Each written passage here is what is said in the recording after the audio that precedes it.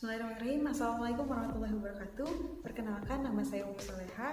Saya kali ini akan sharing terkait Porter Generic Strategies atau memilih sebuah strategi untuk berbisnis.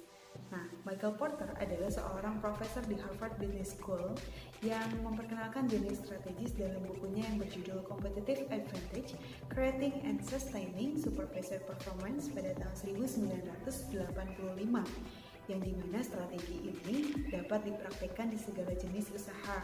Nah, baik itu berupa barang maupun berupa jasa.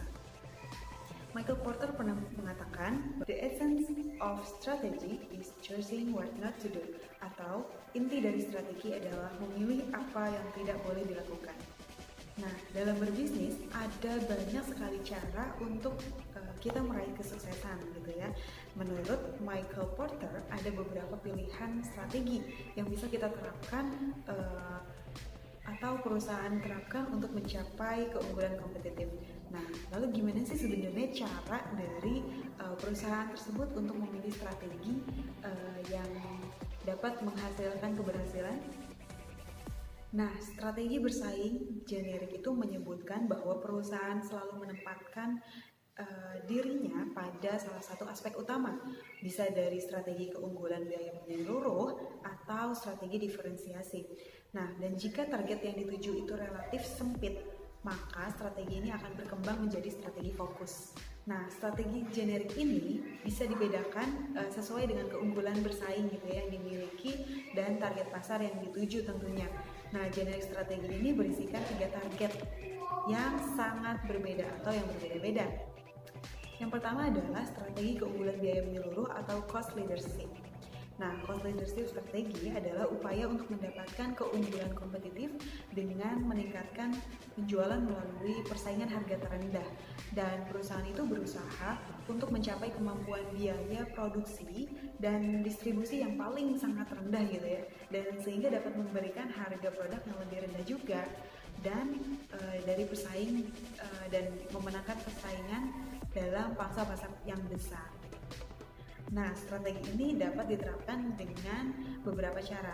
Yang pertama adalah meningkatkan laba dengan cara menurunkan biaya, sementara harga yang kita tawarkan itu tetap bersaing di pasar. Yang kedua adalah meningkatkan market share dengan cara menggunakan harga yang lebih murah tetapi tetap menghasilkan laba untuk perusahaan tersebut. Yang ketiga adalah pengurangan biaya melalui ekonomi of scale.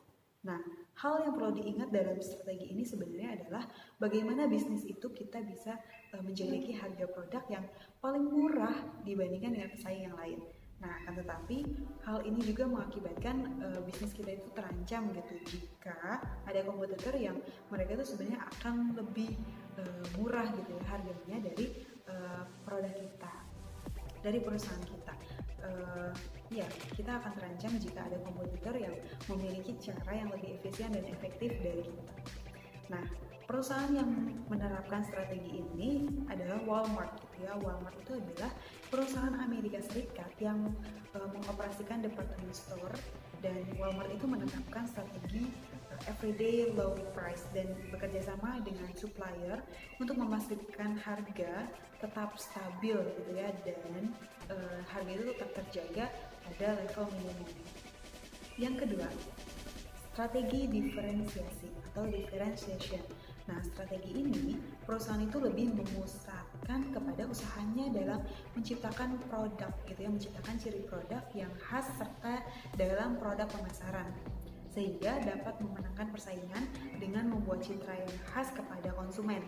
Nah, diferensiasi ini melibatkan upaya memproduksi produk atau jasa yang berbeda gitu dari yang lebih unggul tentunya dari para pesaing yang lain. Nah, sehingga strategi ini tuh sangat tergantung kepada kondisi alami industri produk atau jasa itu sendiri. Tetapi biasanya strategi itu melibatkan fitur, fungsi, daya tahan, dukungan, dan juga citra merek yang dihargai oleh para pelanggan. Strategi ini juga diterapkan dengan beberapa cara. Yang pertama itu kita harus meriset dan berinovasi, itu harus menjadi fokus utama kita gitu. Yang kedua itu adalah mampu membuat produk atau jasa yang memiliki kualitas yang tinggi. Yang ketiga itu adalah memperhatikan fitur atau produk, jasa, dan layanan pelanggan atau pelayanan yang sangat maksimal. Yang selanjutnya adalah sales dan market, supaya target pasar kita menyadari gitu bahwa manfaat dari produk yang kita tawarkan itu sangatlah baik. Nah, yang terakhir adalah memperhatikan reputasi dan brand yang kita tawarkan tentunya.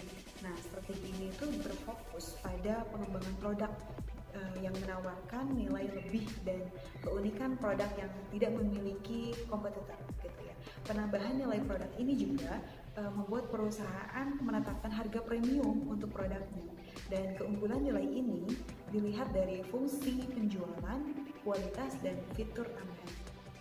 Dalam strategi ini kita itu harus menerus mengembangkan produk kita gitu untuk dapat terus bersaing, dan jika tidak mungkin kita itu akan tertinggal atau mungkin akan kalah bersaing dengan pesaing yang lain yang mampu membuat diferensiasi produk atau jasa yang lebih baik dari perusahaan kita. Nah, perusahaan yang menerapkan strategi ini tuh adalah McDonald diantaranya. Nah, McDonald ini adalah restoran dari Amerika Serikat atau makanan restoran cepat saji yang memiliki cabang di berbagai belahan dunia. Di Indonesia pun ada tentunya, pasti Anda juga pernah makan di sana kan. Nah, McDonald ini menyediakan makanan untuk konsumen di semua usia gitu ya, di semua usia, dan memiliki paket produk yang berbeda untuk setiap segmentasinya. Nah, perusahaan ini memanfaatkan peluang dari kebiasaan masyarakat modern dengan mobilisasi yang tinggi. Yang ketiga itu adalah strategi fokus, gitu ya. Nah, strategi ini perusahaan itu memusatkan usahanya untuk melayani sebagian kecil segmen pasar dan tidak melayani pasar secara luas, gitu. Jadi cangkupan mereka itu sangat terbatas. Dan usaha ini dilakukan dengan mengenali secara detail pasar yang dituju dan menerapkan keunggulan biaya menyeluruh atau diferensiasi pada segmen kecil tersebut. Nah, strategi ini dapat diterapkan dengan dua cara. Yang pertama adalah fokus pada niche market atau pasar yang sangat khusus sekali gitu ya. Yang kedua itu adalah memberikan servis pada barang atau jasa yang unik sesuai dengan kebutuhan khusus dari customer-nya.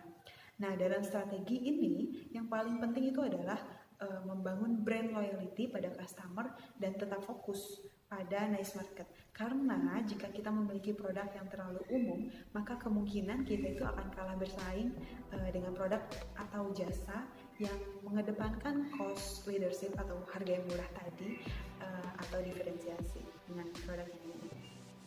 Nah, dalam strategi ini kita itu harus terus-menerus mengembangkan produk kita gitu ya untuk dapat terus bersaing, atau jika kita tidak melakukannya maka kita itu akan kalah bersaing dengan pesaing yang lain. Nah, jadi gimana sih caranya untuk memilih strategi yang tepat? Nah, keputusan terhadap pemilihan strategi itu, strategi bersaing generik itu akan mempengaruhi keputusan-keputusan yang lainnya gitu ya, sehingga waktu untuk membuat keputusan tersebut itu bisa saja gitu akan lebih lama, dan keputusan tentang pemilihan strategi tentunya harus dibuat gitu ya. Dan Porter ini secara spesifik memperingatkan untuk tidak menggunakan lebih dari beberapa strategi gitu. Kita tuh harus fokus gitu pada satu strategi atau dua strategi. Nah, satu alasan dibalik ini itu adalah bahwa apa yang diperlukan untuk membuat setiap tipe strategi juga akan membutuhkan tipe sumber daya yang berbeda. Nah, jadi strategi biaya termurah itu sebenarnya membutuhkan sumber daya internal yang benar-benar detail gitu ya terhadap proses. Jika strategi diferensiasi, di sisi lain itu dia membutuhkan pendekatan yang berorientasi kepada pelanggan dan sangat kreatif. Strategi fokus menerapkan biaya termurah dan diferensiasi produk pada ceruk pasar tertentu.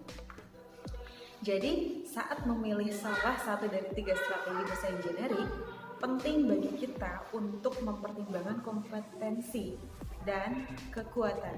Selain itu, perusahaan itu juga harus konsisten gitu ya, menetapkan strategi kompetitifnya. Jadi, bagaimana? Sudah mulai tergambar? Mungkin itu saja yang dapat saya sampaikan. Terima kasih, kurang lebihnya mohon maaf. Wassalamualaikum warahmatullahi wabarakatuh.